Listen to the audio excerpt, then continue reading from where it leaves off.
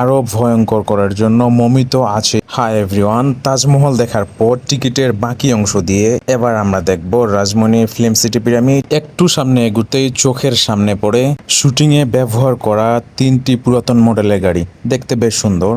এরপর আমার চোখে পড়ে রাজমনি পালকি। আমরা সামনে যেতে শুরু করলাম। ফুলে ফুলে সাজানো সুন্দর রাস্তা ও সুন্দর গেট, প্রাকৃতির এই দৃশ্য অনেক সুন্দর। 2016 সালে বাংলার পিরামিড উদ্বোধন করা হয়। মাত্র 18 বছর বয়সে ক্ষুদিরামের ফাঁসি দেওয়া হয়েছিল।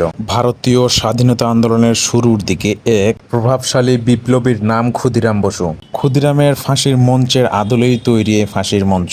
ক্ষুদিরামকে ঠিক এইভাবে ফাঁসি দেওয়া হয়েছিল।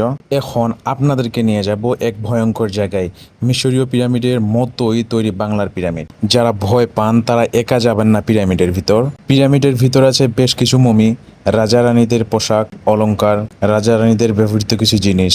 ভিতরে আরো ভয়ঙ্কর করার জন্য মমি তো আছেই, আবার ভিতরে কোনো প্রকারের লাইট ব্যবহার করা হয় নাই। অল্প ছোট লাল লাইট ব্যবহার করা হয়েছে ভুতুড়ে পরিবেশ তৈরি করার জন্য। ভিতরে বেশ অন্ধকার।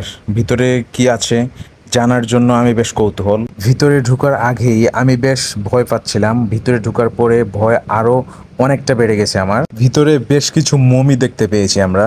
এখানে সংরক্ষণ করা আছে রাজাদের পোশাক, এগুলো রানীদের পোশাক, মহারানীদের অলংকার, আর রাজা বাদশাদের ব্যবহৃত মণিমুক্তার মালা এখানে সংরক্ষণ করা আছে, রাজা রানীদের খাবারের আসবাবপত্র।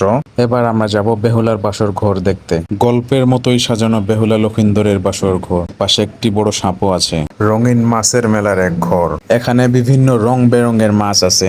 এখানে আছে 250 আসন বিশিষ্ট ছোট একটি সিনেমা হল ও শুটিং স্পট। সে সময়কার শুটিং করার জন্য কিছু সরঞ্জাম ও মেশিন, যা শুধু এখন স্মৃতি।